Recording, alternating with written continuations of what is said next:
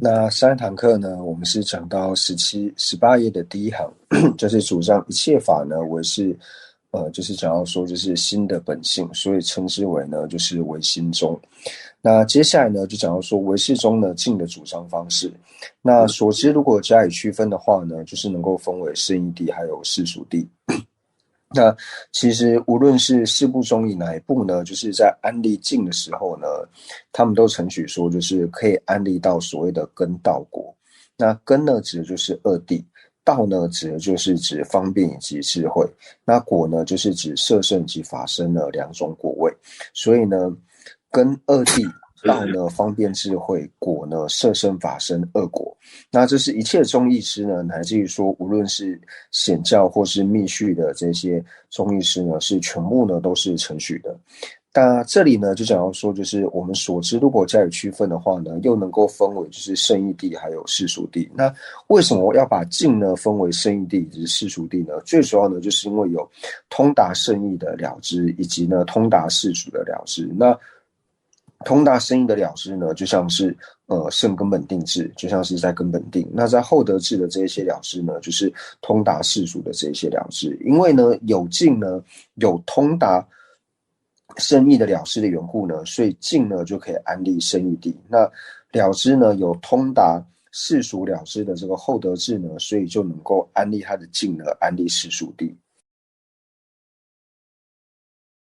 所以这里呢，在讲到说就是圣义谛。那一般我们在讲的时候呢，我们可以了解到说，圣义谛呢，它和空性二者呢是同义的。那这个我们之前就是在解释中观的时候呢，就是有稍微讲到。那大家这边呢，就是可以再记录一次。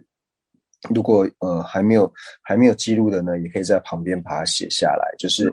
有几个就是同义的这个名相。那这个无论是唯识派，或者说中观秩序派，或是中观应成派呢，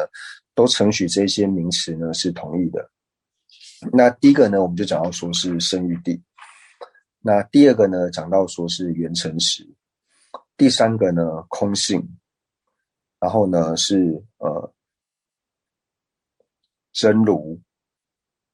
然后接下来呢是讲到法界。那接下来呢讲到正边。那接下来呢是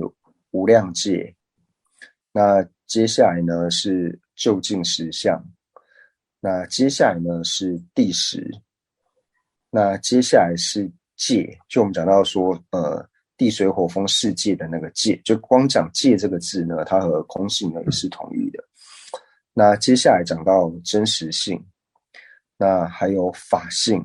那以及呢究竟界。那这13个呢是同义的这个名相。那再讲一次哦，圣义谛、缘成实、空性、真如、法界、正边、无量界、究竟实相、第十、界、真实性、法性、究竟界。那这13个呢，就是无论是应成派，无论说现在讲的唯识宗，或是中观秩序派、中观应成派呢，都承许上述的13个名相呢是同义。那讲完圣义谛之后呢，那就通常会一起讲世俗谛。那其实世俗谛呢就很好理解，就我们这边已经讲到说和空性呢同义的这些法，那这些呢都是圣义谛。所以除了空性以外的这些存在的法呢，那通通呢都归在世俗谛里面。那接下来呢就讲到说圣义谛的这个性相。那圣义谛的性相呢，就讲到说，就是通达自之量呢，通达自之限量，以二相隐没的方式通达。那什么叫做通达自之限量呢？那也就是通达圣义谛呢自己的这个限量。那通达圣义谛的限量呢，就讲说就是现证空性的这个智慧。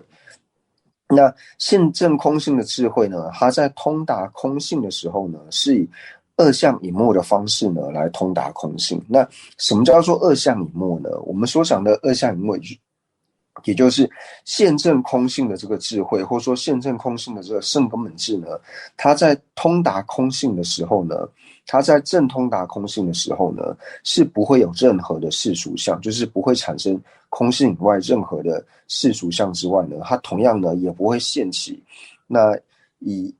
中观中来说的话呢，它也不会现起任何的这种实相，就是第十存在的这种实相，或者说呢，它不会现起任何的法我。那这个法我就是以中观中来说的话，就是第十存在，所以不会现起任何的实相，或者说呢，以唯识中来说的话呢，就是自性存在的这种显现呢是不会存在的。所以这讲的二相隐没呢，就是讲到世俗相以及呢法我的这种形象呢是完全不会显现的缘故呢，所以叫做二相隐没的方式呢通达。那这个性相呢，就是无论说从唯识中，或是中观秩序派，或是中观应成派呢，以这个来安利呢，都是没有任何的过失。虽然说我们之后在讲解到应成派的时候呢，他会安利一个其他的这个性相，但是呢，安利这个性相呢，也是没有任何的这个过失。那这个二相隐没呢，隐是指隐藏的隐。隐没就是二相隐没，或是二相，他这边是想说二显消失，就是两种相不会显现出来，所以叫二相隐没。那我们举一个例子来说呢，就是讲到说瓶子呢，它并不是圣义谛，为什么呢？因为瓶子如果是圣义谛的话呢，就比如说通达瓶子的这个限量呢，它要以二相隐没的方式呢来通达瓶子。但是呢，我们知道说通达瓶子的限量呢，它如果呢，那通达瓶这个限量，我们讲说直瓶眼支来说也好，或者说你说其他通达瓶子的限量呢都可以。那以直瓶眼支来说的话呢，如果说瓶子是圣义谛的话呢，那通达瓶子的这个直瓶眼支呢，它在通达瓶子的时候呢，它就要透过二显消失，就是我们讲的二相隐没。那这隐没呢，就是消失的意思，也就是二相不存在的方式呢，去通达瓶子。但是直瓶眼支在通达瓶子的时候呢，是不可能让二相消失的，因为假如说这个二相呢，指的呢，就是指说像是世俗相。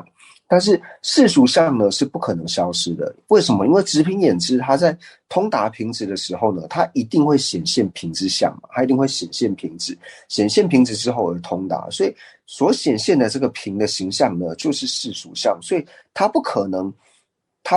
就是透由这个二相隐没，也就是世俗相不见、世俗相消失的这种方式呢，去通达瓶子，因为瓶子本身呢就是世俗相，瓶的形象本身就是世俗相，所以瓶子呢它不会成为圣义谛，就是从性相的这个反方面呢来思维的话呢，我们比较容易理解。就像讲的，就是直瓶的这个眼支呢，它在现证瓶子的时候呢，那它在现证瓶子当中的时候，这个直瓶眼支呢，直瓶眼支中它不会显现瓶子的形象，因为这个二显或者说二相呢，指的就是指世俗谛。那这个世俗谛呢是要不见，不会出现这个世俗相，不是世俗，它不会出现这个世俗相。所以世俗相是要消失的方式呢来通达瓶子，但是你只要显现瓶子的时候，就一定是显现的世俗相，所以它没有办法透过二相隐没的方式呢去通达瓶子，所以瓶子呢它不会是圣义谛。那所以的呢，我们从刚刚的这个性相呢，就可以了解到说，就是通达瓶子的这个现前呢，就是能够现证瓶子的这个限量呢，或者说现证瓶子的这个直瓶眼支呢，它在通达瓶子的时候呢，它无法就是这个直瓶眼支呢，它在通达瓶子的时候呢，它在直瓶眼支在通达瓶子的时候呢，它没有办法就是由二相隐没的这个方式呢去通达瓶子，因为如果是二相隐没的话呢，它就不具备世俗相，那不具备世俗相的话呢，它就没有办法现起瓶的形象，因为瓶的形象本身呢就是世俗相，因为瓶子呢本身呢就是世俗谛，所以从这里呢，我们反过来就可以了解到说呢，就是通达自己的限量呢，它在通达智的时候呢，是以二相显现的方式呢通达的呢，那这个呢就叫做世俗谛。所以呢，就像是现在就讲说现证瓶子自身的这个直凭眼知呢，它在通达瓶子的时候呢，是以二相显现。为什么是二相显现呢？因为它显现了世俗相的缘故，它透有显现世俗相的方式呢，去通达瓶子的缘故，所以瓶子呢是世俗谛。所以从这里呢，我们就可以了解到呢，这个二相显现呢，就是当你不是二相隐没的时候呢，那你就一定是二相显现。所以在显现瓶子的时候呢，自然就显现了二相。所以通达自知限量呢，以具足二相的方式通达呢，那这个呢就是世俗谛的性相。我们之前呢就有讲到说，就是唯识中呢，它最主要依据呢，就是依着三转法轮里面的解深密经。那解深密经呢，在解释的时候呢，它的所权呢，最主要呢就是讲到说，片剂值、依他起，还有缘成实。那这个分类呢，就有点像说我们在学习社类学的时候呢，就是经部中在分类所知的时候呢，然后就会把它分为就是常法啊、无常法。那常法、无常法里面呢，又会有就是摄法、心法、不相应心法等等。那或者说呢，我们在讲述到就是一切有部的时候呢，那一切有部呢又将一切的所知呢，就是分为五种，就是分为五种所知。那就如同于此呢，就如同这样的分类。那在解深密经里面呢，就是他在讲唯识派的见解的时候呢，那最主要呢就讲到了就是片剂时、依他起以及缘成实。那因为在抉择解深密经他在抉择他的意思的时候呢，最主要呢就讲到说就是三种，就是这三种无自性性。那这三种无自性性呢，讲到三个种类所指呢，就是片剂值、依他起，还有缘成实。那解深密经我们讲说它叫做善显法轮，善转就是妙善法轮、善变法轮，我们叫做善变法轮。为什么叫做善变法轮呢？因为在初转法轮的时候呢，就讲到说诸法呢都是谛实存在。那在二转法轮的时候呢，讲到说诸法都是谛实不存在。所以在三转法轮的时候呢，解深密经的时候呢，就详细的辨别了说，到底是谛实到底是存在或是不存在的呢？所以叫做善辨法轮，就是善察的呢去明辨说，诸法到底是它的谛实呢是存在或者是不存在。